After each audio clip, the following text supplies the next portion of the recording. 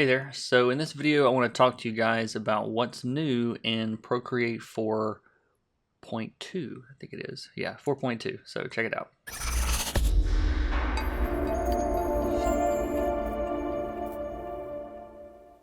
All right, welcome everyone. My name is K. Michael Russell. I am a comic book colorist and the instructor at o1artschool.com. And welcome to my YouTube channel. So like I said in the intro, we're going to be talking about Procreate. I don't really need these today. Procreate 4.2 and all the new stuff. And I've had a lot of requests for this video already, so if you missed any of the other 1,000 videos on what's new, then thank you for watching mine. The first feature, and I've got the release notes over here, we're just going to go down the line. The first feature is something called Quick Shape. And before we talk about Quick Shape, I want to remind you about something called Quick Line, because this is sort of an extension of that. So when you finish drawing a line in Procreate, if you hold it at the end, that line becomes editable. So if I draw this and then hold it, one, it straightens it into a line, but then I can adjust, where that goes. And then even after I've drawn it, I've got this new Edit Shape button that will let you adjust those points or move the line. Or you can choose arc and actually, change the actual arc of the line. So that's all new as part of this Quick Shape stuff. But they've added something called Quick Shape. And this is pretty awesome. So if I draw a circle and then hold it, it becomes an ellipse, which I can then stretch and erase and all this kind of stuff. But if I let it go and I click Edit Shape, then again, you can change the ellipse, you can change the position, you can rotate it. If you grab one of the points along the line that isn't one of the little blue points, just like anywhere on the line, you can rotate it. And like I said, you can grab the points to change the shape, or grab the line to change the ellipse after the fact. And if you want to draw a perfect circle, and you're like a lot of people that say, well, I don't know how to draw circles, they're really hard. Yes, they are. You don't have to draw them now. So just choose circle at the top and it will make it a perfect circle, which can then be adjusted, and you can go back to the ellipse if you want to grab the points and stretch those out. So that's pretty awesome, I think, and I'll definitely be using that, I'm sure, in some drawings at some point. Now this also works for things like rectangles and triangles. So if I draw a rectangle and hold it here, then, well, let's try that again. Let me actually make sure these are touching. And it says quadrilateral created. And again, I can go to Edit Shape, and the same things apply. So I can grab the points and move those. I can grab the line, that little center point there, and stretch that. There we go. So just click Edit Shape, and I can grab the black and stretch, resize, rotate. Or if I want it to be a actual rectangle, because right now it's just a quadrilateral, the lines aren't actually parallel, so I can choose rectangle and it squares it up for you. So the first thing I thought of for this is a really easy way to draw panels, just panel shapes if you wanted to. There's also a square option, which will make it perfectly square if that's what you want. And then polyline, it basically makes every line its own shape. And so like there's a couple of points here actually at the end. So it's just a way to move a polygonal line around if you wanted to. I'm just grabbing those points, or again, I can grab one of the lines and move it around. So pretty neat. You can kind of draw something, and if you don't do it exactly like you like, fix it after the fact. I'm a big fan of that kind of stuff. All right, moving on. So the next one is crop and resize, which is something a lot of people have wanted from Procreate for a while. So let's say, for example, let's choose, let me draw a little guy down here.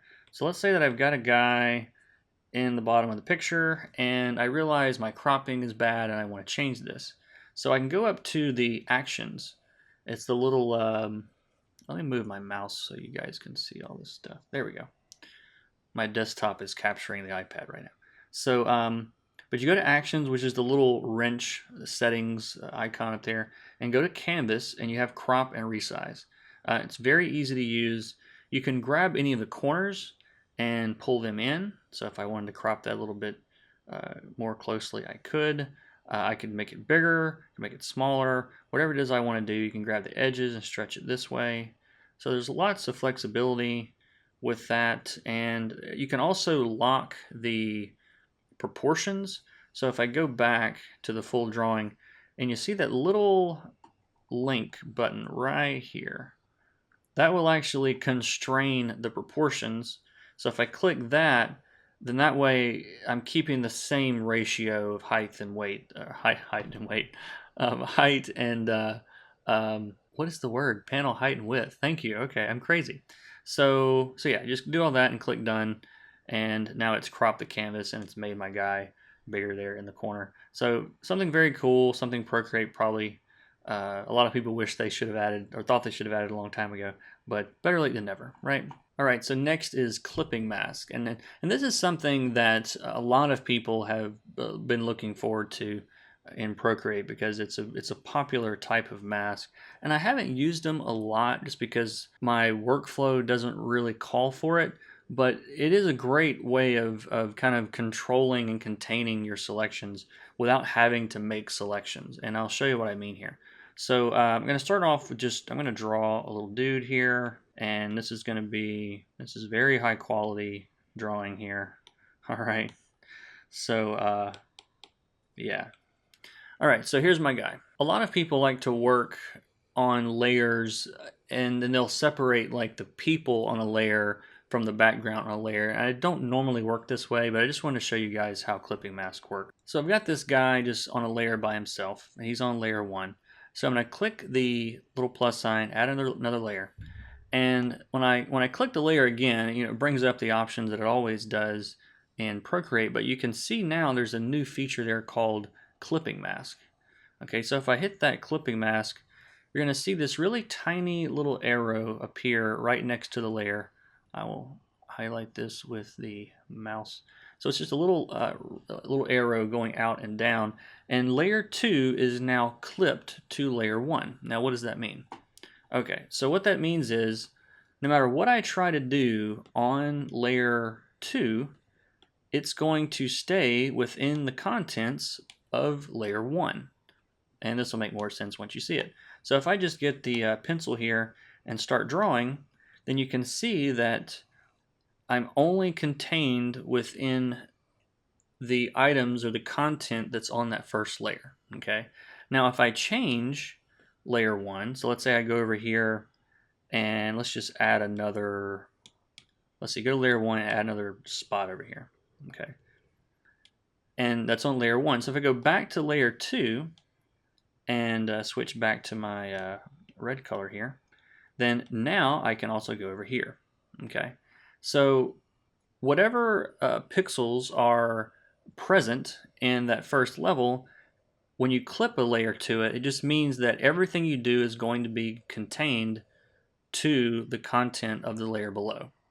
So no matter what color I choose, no matter what kind of brush I use, no matter what I do, everything I do in layer 2 is going to stay within the confines of layer 1. So if I change colors, something different you guys can see. No matter what I'm doing, you can see that it's all there within layer 1. Now, if I unclip this mask, you guys will see what I've actually done. That's what it really looks like. Okay. So if I add the clipping mask back, then I'm able to, pull all that into the selection. So this is a very useful technique if you were rendering something and you wanted it all just to be on the person without going into the background or something, then it's a pretty cool feature for that.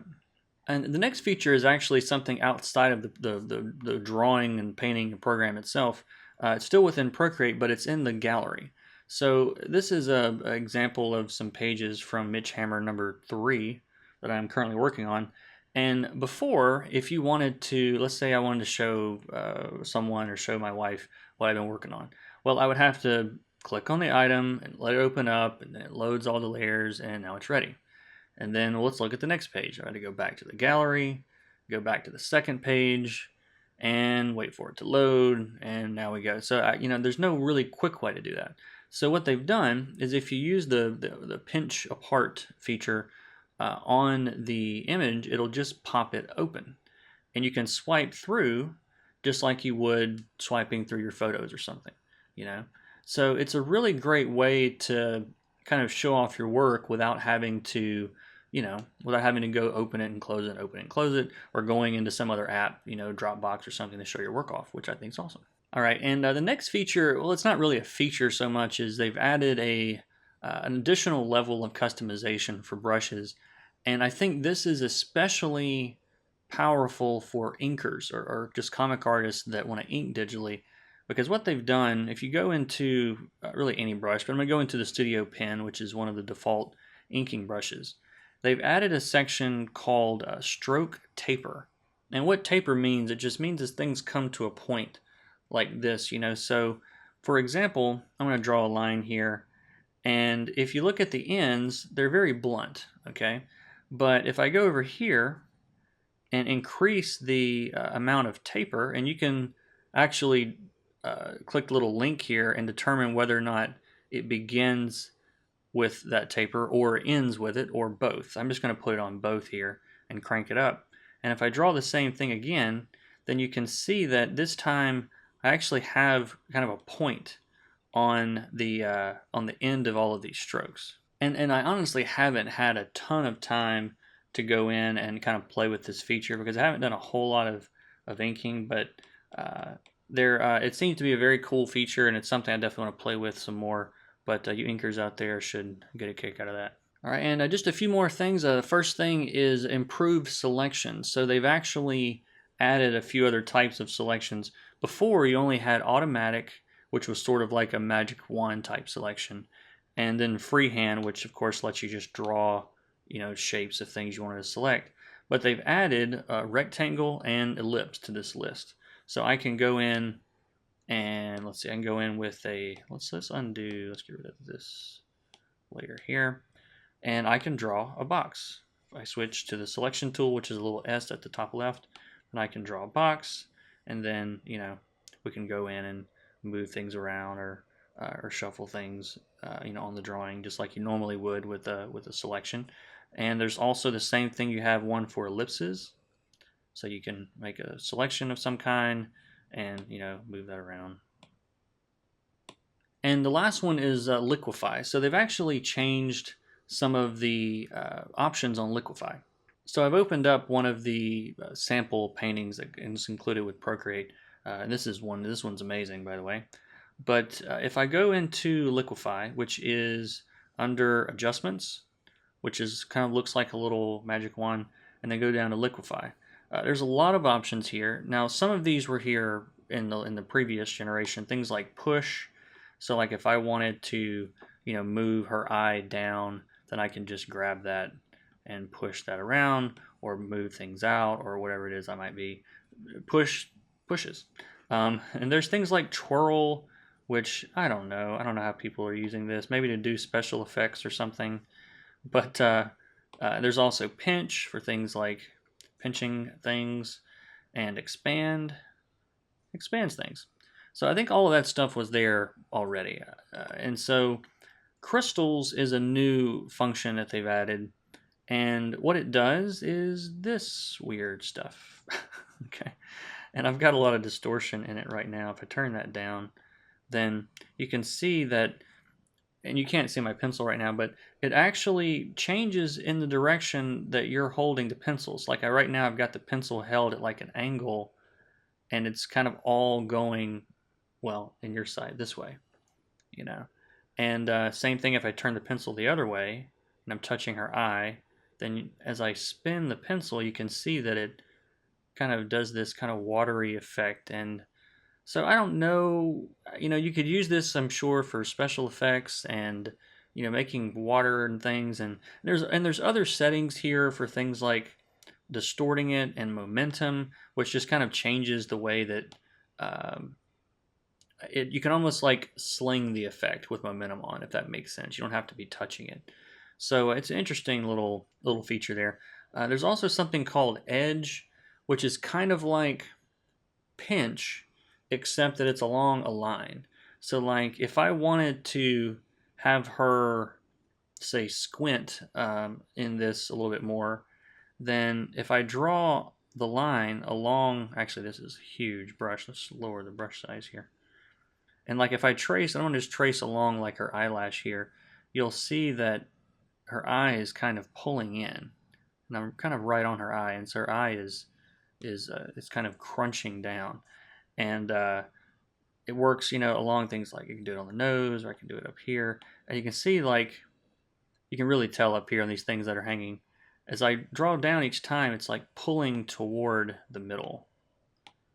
So if you wanted to like clean up an edge there or something, I guess you kind of use that. Interesting feature.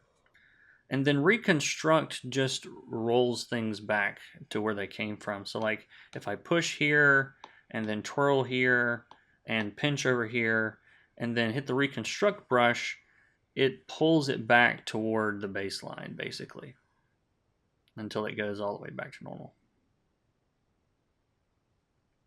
So there we go. We're kind of back where we were. So reconstruct, if you kind of overshoot the effect that you want, reconstruct will kind of rein it back in, which is pretty cool. And then I think after the fact, like if I did a push here and a push there and a push there, adjust will let you tune that basically after the fact as well.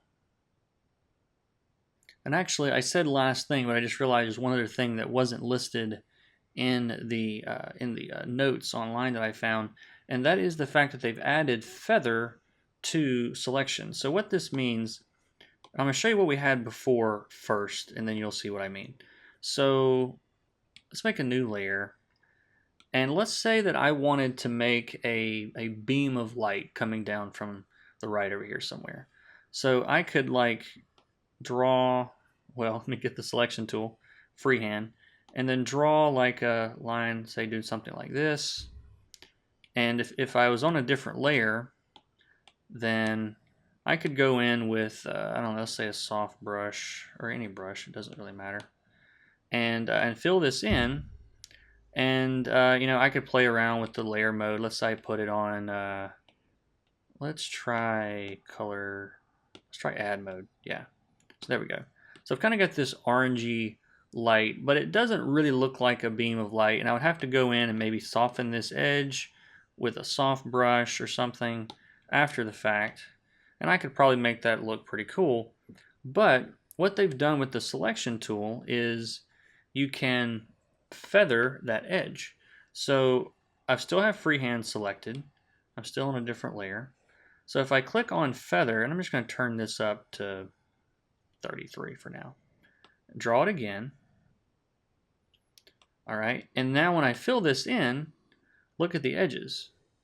The edges are soft because it's feathering the edge with whatever percentage that I've got down there. And you'll have to play around with how big that that feature is. So for example, if I really crank the feather all the way up, this is probably not even gonna work, but we'll try it. So make another selection, and it's very, very soft to the point that, you know, it's all over the place.